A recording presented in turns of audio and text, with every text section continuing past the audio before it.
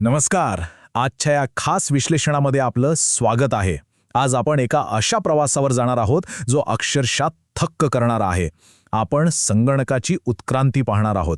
म्हणजे कल्पना करा, एकेकाळी संपूर्ण खोली व्यापणाऱ्या अवाढ्य मशीन्सपासून ते आज आपल्या खिशात मावणाऱ्या पॉवर हाऊसपर्यंत हा आकुंचन पावणारा राक्षस नेमका कसा बदलत गेला यावर आज आपण प्रकाश टाकणार आहोत. चला तर मग सुरू करूया. तर आपला आजचा रोडमॅप अगदी सोपा आहे. आपण अगदी सुरुवातीच्या उगमापासून ते पहिली, दुसरी, तिसरी आणि चौथी पिढी पार करत थेट आजच्या AI आणि भविष्यातील तंत्रज्ञानापर्यंतचा प्रवास पाहणार आहोत. आता या टाईमलाईनकडे नजर टाकली तर एक गोष्ट स्पष्ट होते. तंत्रज्ञानाने घेतलेला वेग 19व्या शतकातील संकल्पनेपासून ते 1971च्या मायक्रोप्रोसेसरपर्यंत अवघ्या काही दशकामध्ये आपण तंत्रज्ञानाला अक्षरशः दाबून कॉम्प्रेस करून किती छोटं केलंय हे यावरून दिसतं. सर्वात आधी पाहूया संगणकाचा उगम. आपण याला शून्यवी पिढी म्हणूया.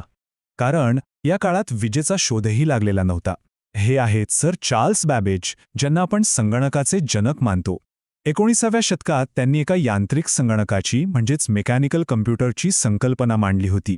अबॅकससारख्या प्राचीन उपकरणांपासून प्रेरणा घेतलेली ही शून्यवी पिढी होती, जिथे विजेविना केवळ लॉजिकचा वापर करून गणना करण्याची मूळ कल्पना जन्माला आली. आता थेट 1940च्या दशकात उडी मारूया. इथे येते ती पहिली पिढी व्हॅक्यूम ट्यूब्सची. इथे खऱ्या अर्थाने संगणकात प्राण फुंकले गेले. पण हे संगणक म्हणजे आजच्यासारखे लॅपटॉप नव्हते बरं का. हे एखाद्या मोठ्या हॉल एवढे अवाढ्य होते. मुख्य तंत्रज्ञानासाठी यात व्हॅक्यूम ट्यूब्स आणि मेमरीसाठी मॅग्नेटिक ड्रम्स वापरले जायचे. आणि हो, हे बनवणं इतकं प्रचंड खर्चिक होतं की विचारू नका. आणि याचे तोटेही तसेच होते. व्हॅक्यूम ट्यूब्स म्हणजे मोठ्या आणि अतिशय नाजूक अशा काचेच्या बल्बसारख्या असायच्या.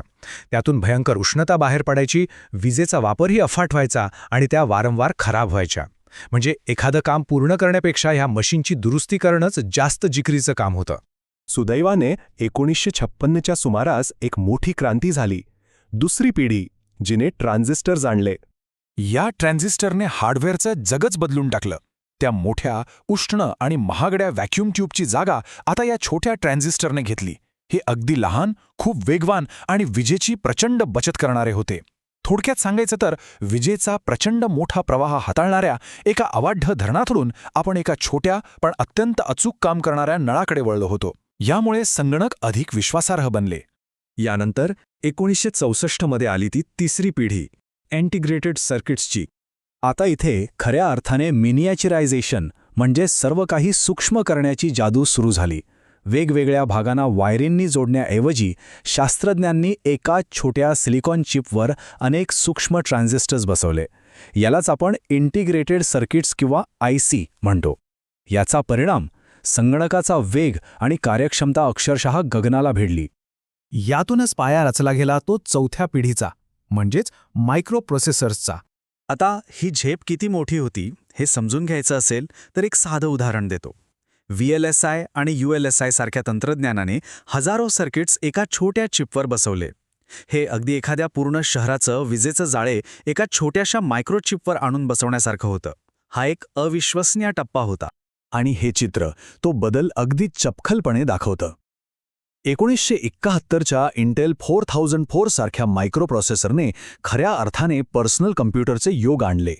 जो संगणक आधी एका मोठ्या गोदामात जेमतेम मावायचा, तो आता थेट आपल्या हाताच्या तळव्यावर आणि खिशात आला होता. तो अवाढव्य राक्षस आता आपला रोजचा साथीदार बनला होता. पण हा प्रवास इथेच थांबत नाही. आता पाहूया पाचवी पिढी आणि भविष्य, AI आणि नवीन तंत्रज्ञान. आपण सध्या ज्या पाचव्या पिढीत जगत आहोत ती पूर्णपणे आर्टिफिशियल इंटेलिजन्स म्हणजेच कृत्रिम बुद्धिमत्तेवर अवलंबून आहे. आता मशीन्स केवळ गणना करत नाहीत, तर त्या माणसासारखा विचार करू शकतात, आपले आवाज ओळखू शकतात आणि निर्णय घेऊ शकतात. ह्यासाठी ते पॅरलल प्रोसेसिंग वापरतात. म्हणजे एखादं मोठं काम एकट्याने करण्यापेक्षा 10 जणांच्या टीमने मिळून एकाच वेळी झटपट पूर्ण करणं. आणि आता भविष्यातील 6व्या पिढीकडे नजर टाकली तर मेंदूला झिणझिण्या येतील असं तंत्रज्ञान पाहायला मिळतं. इथे साध्या हार्डवेअरची उदाहरणे कामेच येत नाहीत, कारण हे जग क्युबेट्स, अणुस्तरावरील नॅनोटेक आणि मानवी मेंदूंसारख्या न्यूरल चिप्सचे आहे. क्वांटम कम्प्युटिंगची ताकद माहिती आहे.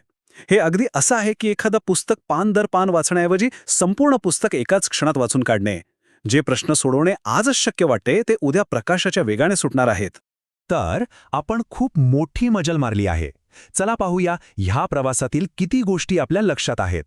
आठवतंय का त्या संकल्पनात्मक 0व्या पिढीतील 19व्या शतकातले ते प्रणेते कोण होते ज्यांनी पहिल्यांदा यांत्रिक संगणकाची कल्पना मांडली होती? त्या अवाढव्य मशीन्स आठवा, ज्यामध्ये मोठे, उष्ण आणि अतिशय नाजूक काचेचे बल्ब्स असायचे, जे खूप वीज खायचे आणि वारंवार खराब व्हायचे.